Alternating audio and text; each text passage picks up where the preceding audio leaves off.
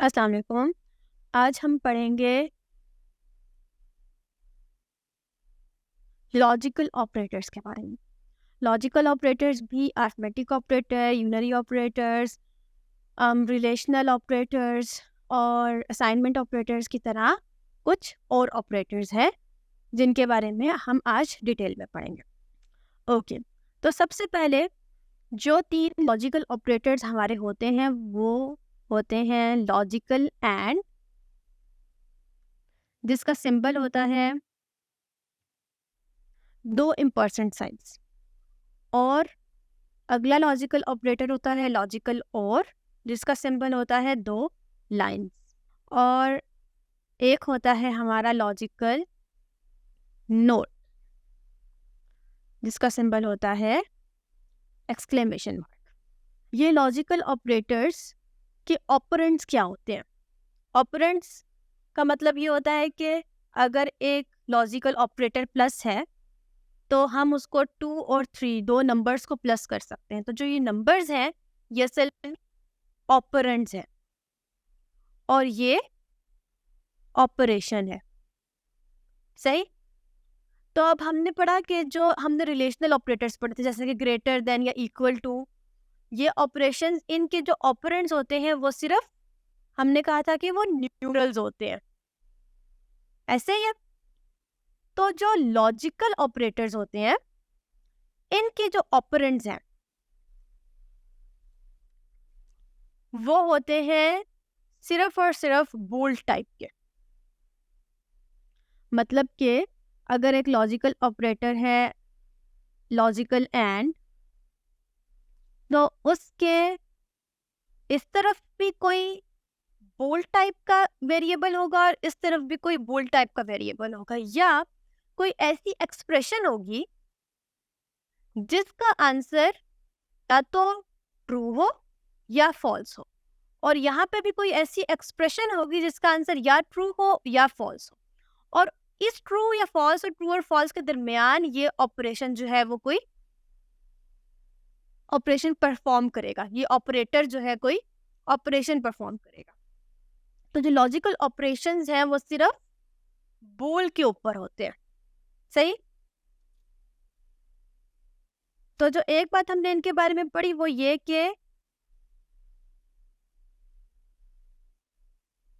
ये जो है ये बूल एक्सप्रेशंस के ऊपर काम करते हैं। मतलब वो एक्सप्रेशंस या वो वेरिएबल्स जिनका आंसर जो है वो या ट्रू है या फॉल्स है।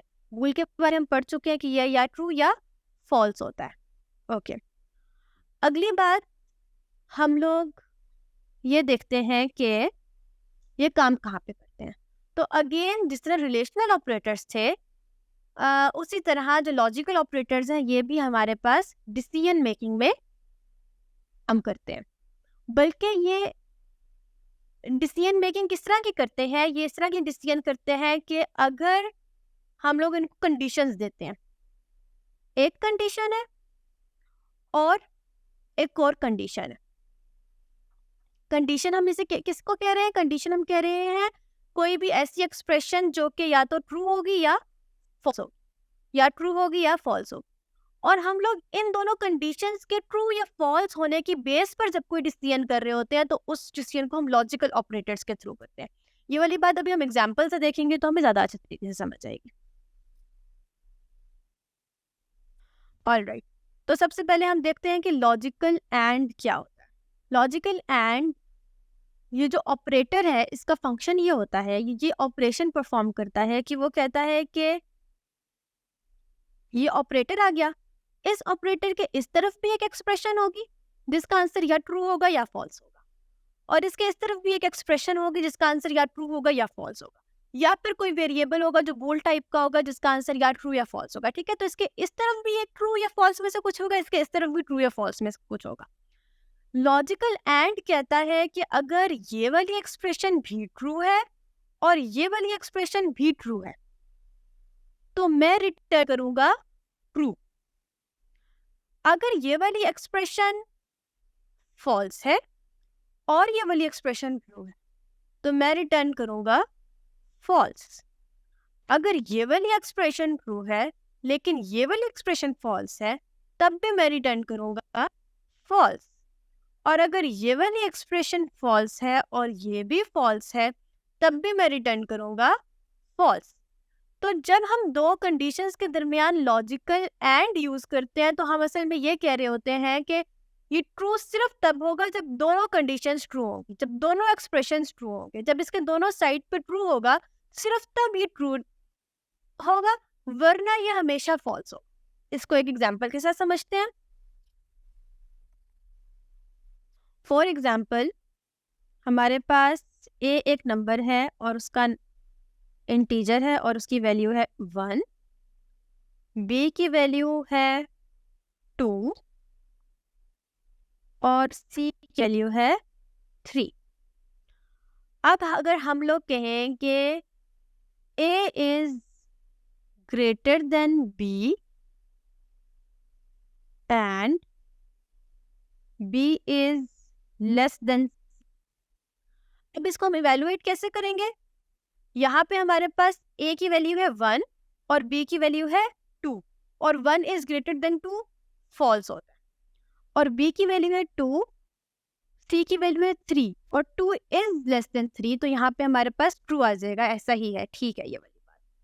अब जब इन दोनों के दरमियान ये ऑपरेशन फॉर्म होगा, तो हमने क्या देखा था कि जो एंड है वो फॉल्स और ट्रू के नतीजे में हमें फॉल्स देता है। अगर दो कंडीशंस में से कोई एक कंडीशन भी, दोनों एक्सप्रेशंस में से कोई एक एक्सप्रेशन भी फॉल्स हो जाए, तो हमारा रिजल्ट फॉल्स आ जाता है। तो इस पूरी की पूरी एक्सप्रेशन का जो रिजल्ट है वो फॉल्स होगा जब ये पूरी की पूरी वैल्यू होगी।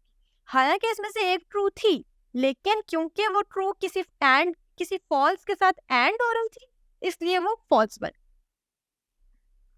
इसी तरह अगर हम एक और एग्जांपल लें, हम कहें B is greater than A and C is greater than B. B A से बड़ा है, बिल्कुल बड़ा है। C B से बड़ा है, बिल्कुल बड़ा है। यहाँ पे हमारे पास दोनों में ट्रू आ गया। तो अब दोनों ट्रू के दरमियान जब लॉजिकल एंड हुआ, तो उसने हमें आंसर दिया ट्रू। तो इस पूरे का आंसर ट्रू आएगा। तो इस तरीके से लॉजिकल एंड काम करता है। अब हम आते हैं लॉजिकल और की तरफ। लॉजिकल और क्या करता है, उसके इस तरफ भी एक एक्सप्रेशन है, दरमियान में ऑपरेटर है, यहाँ पे भी एक एक्सप्रेशन है।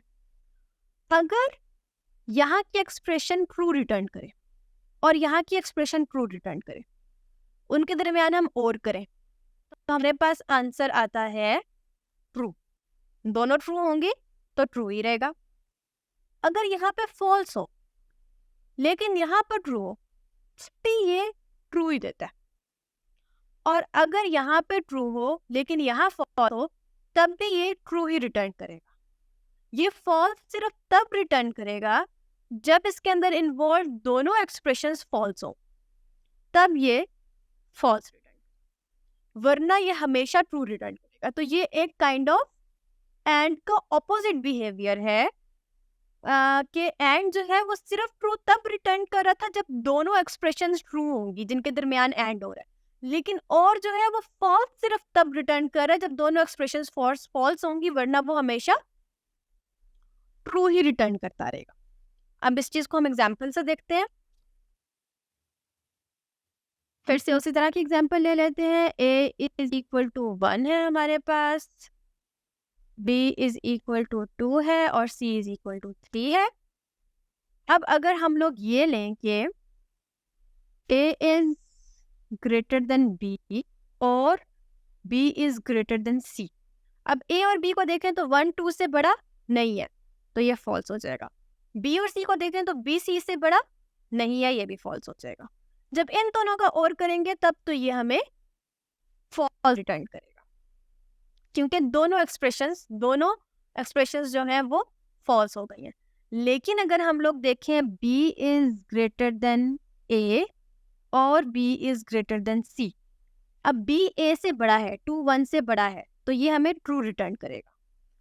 और b जो c से है वो छोटा है, तो ये हमें फॉल्स रिटर्न करेगा। लेकिन क्योंकि एक ट्रू आ गया है, दोनों फॉल्स नहीं है, तो ये हमें ट्रू रिटर्न करेगा।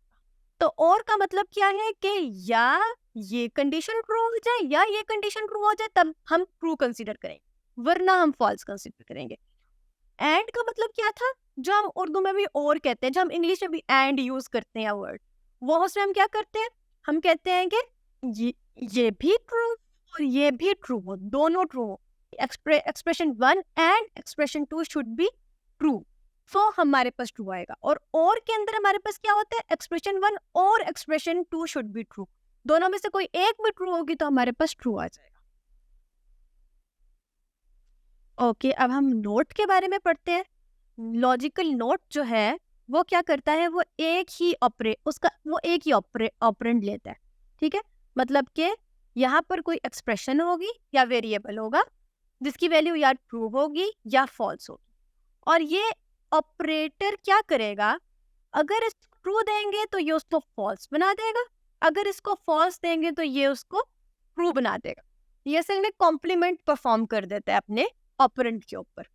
तो एग्जाम्पल लें, अगर हम लोग फॉर एग्जाम्पल हमारे पास है int a is equal to 1, b is equal to 2। अब अगर हम लोग कहें कि not of a is greater than b, अब a b से बड़ा है, a b से बड़ा नहीं है, तो इसका मतलब है कि हम यहाँ फॉल्स आएगा, और जब इस फॉल्स का नोट लेंगे तो ये हमारे पास ट्रू आ जाएगा। और अगर हम इवेल्युएट करें b is greater then a, तो b a से बड़ा है तो ये हमें ट्रू रिटर्न करेगा, लेकिन इस ट्रू का नोट जब लेंगे तो हमारे पास आंसर फॉल्स आ जाएगा। तो इस तरीके से नोट काम करता है। ऑल राइट, इनके ना एक इंटरेस्टिंग टेबल्स बनते हैं, हम वो बनाकर देख लेते हैं, और उनसे हमें क्लियर भी ज़्यादा अच्छा हो जाएगा, और उनको आप कॉपी करके रख भी सकते हैं ताकि आप समझ लें। तो टेबल बनाते हैं।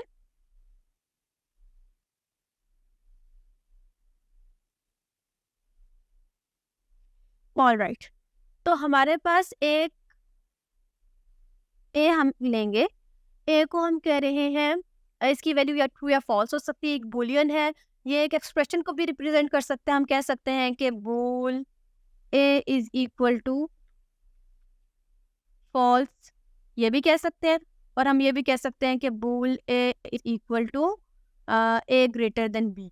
तो इसकी जो वैल्यू है, इस एक्सप्रेशन की वैल्यू ए में स्टोर कर दो, सही है। सो ये एक बुलियन वेरिएबल है जो या ट्रू या फॉल्स स्टोर कर रहा है अपने अंदर। ऑल राइट, इसी तरह से हमारे पास एक बी है जो अपने अंदर ट्रू या फॉल्स स्टोर कर रहा है। सो अगर हम लोग ए और बी का एंड करें तो हमारे पास क्या रिजल्ट आएगा, और अगर हम ए और बी का और करें तो हमारे पास क्या रिजल्ट आएगा।